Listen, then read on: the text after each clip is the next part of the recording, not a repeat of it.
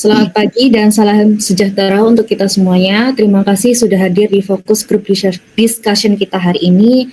Topik kita cukup menarik karena ini sering terjadi di lingkungan kantor, yaitu konflik antar generasi di lingkungan kerja. Nah, sekarang ini kantor kita ada berbagai generasi, dari generasi baby boomer, generasi X, milenial, sampai generasi Z. Perbedaan usia dan cara pandang kadang bikin miskomunikasi, bahkan bisa berujung konflik kecil. Nah, dari sini kita akan mengobrol secara terbuka supaya bisa saling memahami. Sebelumnya, mari perkenalkan masing-masing.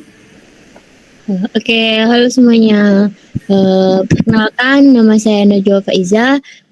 Saya udah lebih dari 20 tahun bekerja di sini. Saya di sini termasuk generasi boomer. Hai semuanya, saya Nabila. Bagian keuangan mungkin juga masuk generasi boomer. Halo, saya Dewi Jasintiasari, staf baru di tim pemasaran dari Gen Z nih, Bu. Halo, saya Ada. Saya juga dari tim digital marketing dan juga termasuk generasi Gen Z. Baik, terima kasih semuanya. Nah, kita langsung mulai saja. Belakangan ini muncul beberapa keluhan dari tim soal perbedaan gaya kerja antara generasi senior dan anak-anak muda.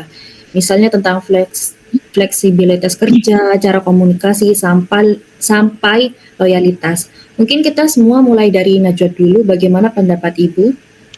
Oke. Saya perhatiin anak-anak muda sekarang itu beda sekali. Kalau dulu itu kami kerja ya fokus, terus loyal, gak mikirin pindah-pindah. Nah, kalau sekarang ini baru setahun aja mereka itu udah pada bilang capek, stres, mau resign.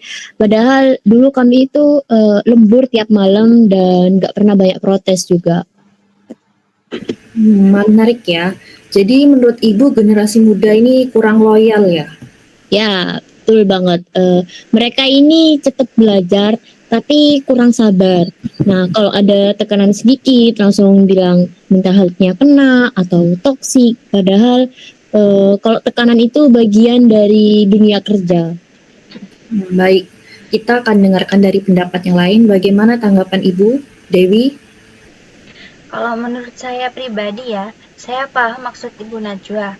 Tapi menurut saya, konteksnya itu berbeda, Bu. Generasi kami tumbuh di era yang lebih cepat dan terbuka. Jadi kami nggak menolak kerja keras, tapi kami pengen kerja yang punya arah jelas dan lingkungannya juga yang sehat. Loyal itu penting, tapi bukan berarti harus tahan disiksa kan? Wah, disiksa itu kata-katanya agak keras juga ya, Dewi. Maksud saya bukan begitu, Bu. Sekarang banyak yang sadar pentingnya keseimbangan hidup. Bukan manja, tapi karena kami tahu kerja tanpa penghargaan atau arah itu nggak sehat juga. Nah, saya juga dengar ada perbedaan dalam hal komunikasi dan kebiasaan kerja. Misalnya saya dengar ada tentang soal jam kerja, headset, atau laporan kerja. Nabila mungkin bisa bantu jelaskan? Betul, Lila. Kadang rekan senior bingung lihat anak muda kerja pakai headset terus. Dikiranya main, padahal katanya buat fokus atau nggak langsung report. Dikira nggak kerja, padahal lagi multitasking. Ya, saya juga pernah lihat Dewi atau Adel ini pernah pakai headset seharian. Saya kira mereka lagi dengerin musik. Iya Ibu, itu juga buat bantu fokus Ibu biar nggak terganggu. Tapi kalau Ibu mau koordinasi itu tinggal dipanggil aja. Jadi sebenarnya bukan malas atau nggak sopan ya, tapi beda gaya kerja aja. Betul itu. Kadang-kadang sistem kerja kita itu belum jelas siapa harus laporan ke siapa.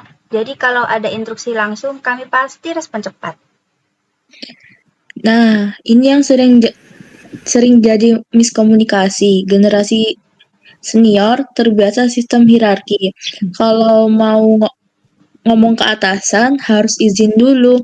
Tapi Gen Z lebih langsung dan praktis. Mereka nggak suka basa-basi berlebihan.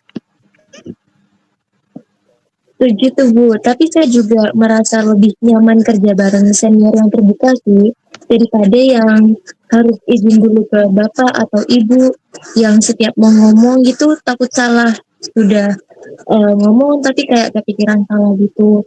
Kan kerja bukan cuma saat hormat aja, tapi juga saat komunikasinya itu biar supaya lancar. Hmm, saya juga paham. Memang harus ada penyesuaian dua arah.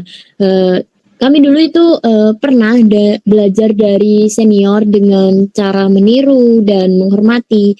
Nah, sekarang mungkin waktunya kami juga buat belajar dari anak muda soal fleksibilitas, teknologi, dan cara berpikir yang lebih terbuka.